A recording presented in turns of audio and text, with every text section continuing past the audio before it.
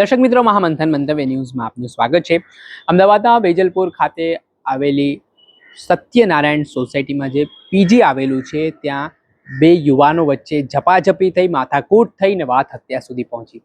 હવે આ ઘટનામાં જે મૃતક છે હિરેન સોલંકી અને આરોપી છે મહાવીર સિંહ, આ બંને છે એક પીજીમાં રહેતા હતા। ત્યારે હિરેન સોલંકીનો જે કબાટ છે ત્યાં મહાવીર સિંહ વસ્તુ મૂકી હશે, તેને લઈને અગાઉ પણ બોલાચાલી થઈ હતી, વિવાદ થયો હતો। તે ઘટનાને લઈને બંને વચ્ચે બંદૂક પણ ચાલતું હતું।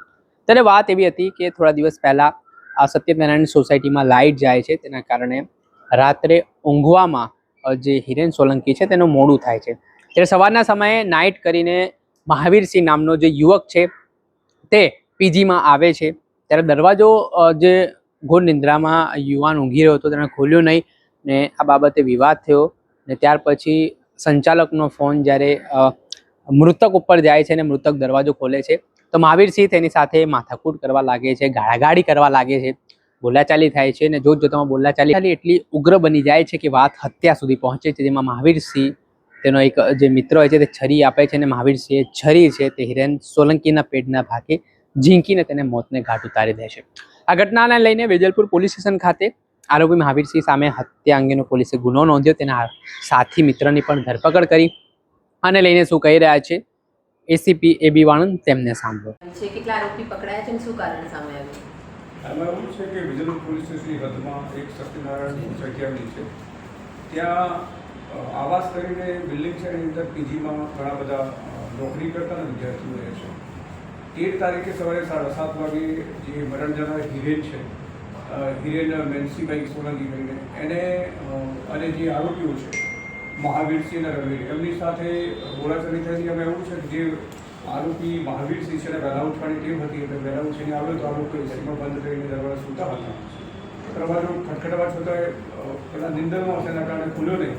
પછી થોડી વાર પછી ફોન કરીને જગાડીને પછી દરવાજો ખુલ્યો, એટલે નથી ખોલતો એ બાબતે એ લોકો મગજમારી થઈ અને ત્યાં જે મહાવીર છે એની જે તિજોરી છે એ રૂમમાં મૂકેલી છે એમની, તો એમાં માલ સામાન લેવા જાય એ બાબતે પણ બોલાચાલી થતી હતી। એટલે ગઈકાલે ઓર્ડર બોલાચાલી થઈ, એમાં જે રણવીરસિંહ શેરી પાસે પેલામાં છરી હતી, એ છરી હતી એ મહાવીરસિંહ લઈ અને હિરેનને પેટના ભાગે મારતા અને સારવાર મરણ ગયો।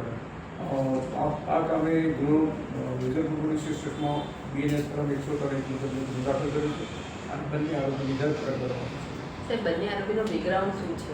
કેટલા સમયથી આ લોકો અહીંયા રહેતા હતા? એમાં જે આરોપી છે એમાં જે મહાવીરસિંહ કરીને છે એ તો હમણાં હજી 8 દિવસથી આવેલો છે નોકરીની શોધમાં, અને જે રણવીરસિંહ કરીને છે એ અહીંયા રહે છે 8 મહિનાથી અને એ પ્રાઇવેટ જે એજન્ટનું કામ કરે છે। જે મરણ જનાર છે એ અહીંયા સ્ટોરમાં નોકરી કરતો, બધા જ નોકરીના અર્થે ત્યાં પીજીમાં રહેતા। એમાં છે મહાવીરસિંહ અને રણવીરસિંહ બંનેને મારામારી થઈ હતી મરણ જનાર સાથે, પણ એમાં જે રણવીર છે એના પેલામાં છરી હતી, એ છરી એણે મહાવીરસિંહને આપી, મહાવીરસિંહ એને છરી મારેલી હતી, એટલે જે છરી મારી છે મહાવીરસિંહ પણ ગરદાપતિનો માર અને છરી આપવામાં રણવીરસિંહનો હાથ છે। સાહેબ, મહાવીરસિંહ અને રણવીરસિંહ કોણ છે? મિત્રો છે કે કોઈ સગા સંબંધી છે? કેવી રીતના એ લોકો એકબીજાના સંપર્કમાં છે?